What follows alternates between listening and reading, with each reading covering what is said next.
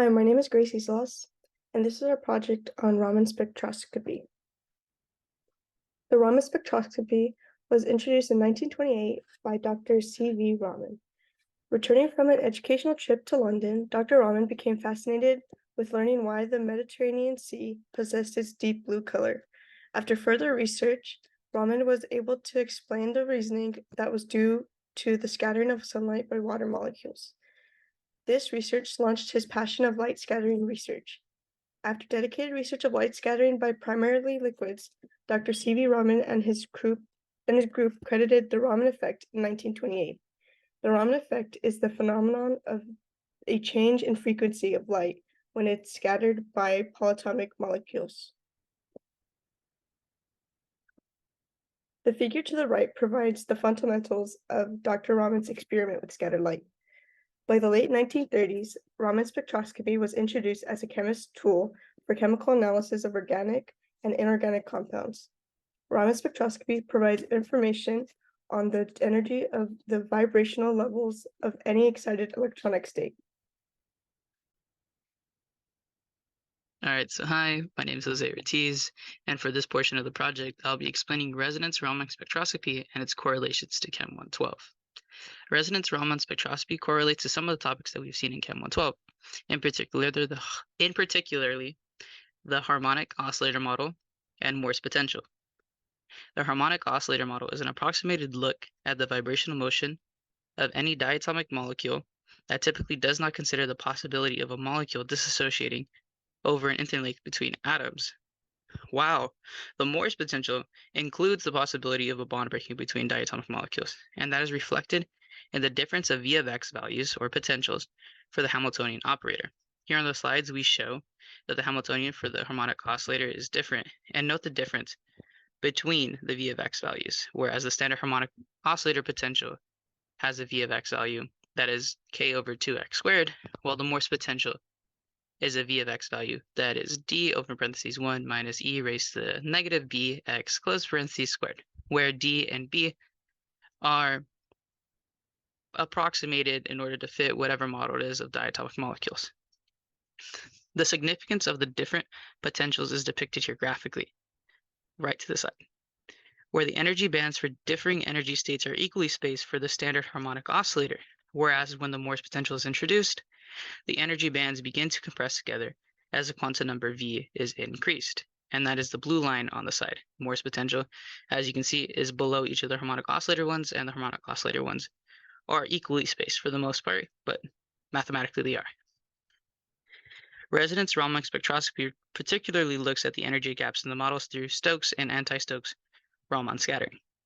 In essence, Stokes scattering is when a sample is excited from a lower energy state to a higher state, while anti-Stokes is the reverse, going from a higher energy state to a lower energy state.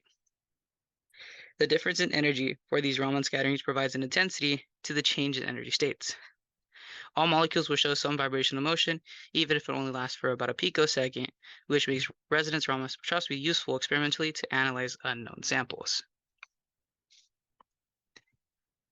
For detection of vibrational motion, scientists have made many types of Raman spectrometers. However, most have what this image contains, which is a fine-grained laser with a known wavelength, various beam splitters to allow for constructive and destructive interference between the sample and the laser wavelength, an adjusting entrance slit to separate various wavelengths onto a grating, and a CCD detector to detect the wavelengths intensities in the IR spectra for analysis.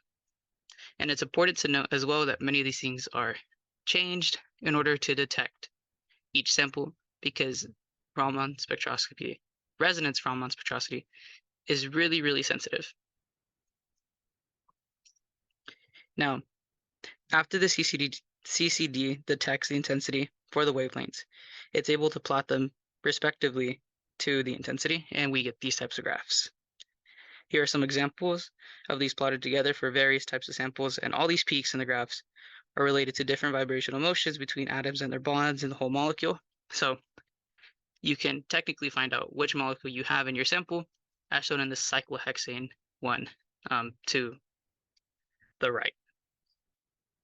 With the understanding on how resonance Raman spectrometers work and its applications to Chem 112, We will now begin talking about real-world applications using resonance Raman spectroscopy. Hello, my name is Jonathan, and I'm doing my portion of the Chem 112 quantum chemistry Raman spectroscopy report on the applications of Raman spectroscopy. So, Raman spectroscopy plays a crucial role in cancer diagnosis. So, compared to other diagnostic machines, Raman spectroscopy is a better option given its high sensitivity and its low turnover time. So basically, compared to other systems, it would require a host to have a tissue sample removed, and then from that sample that has to be taken to a lab to be manipulated more before it can be placed into the cancer detecting machine. While Raman spectroscopy is able to take like body fluid samples, that being urine or blood, to really determine whether the cancer is present in the host.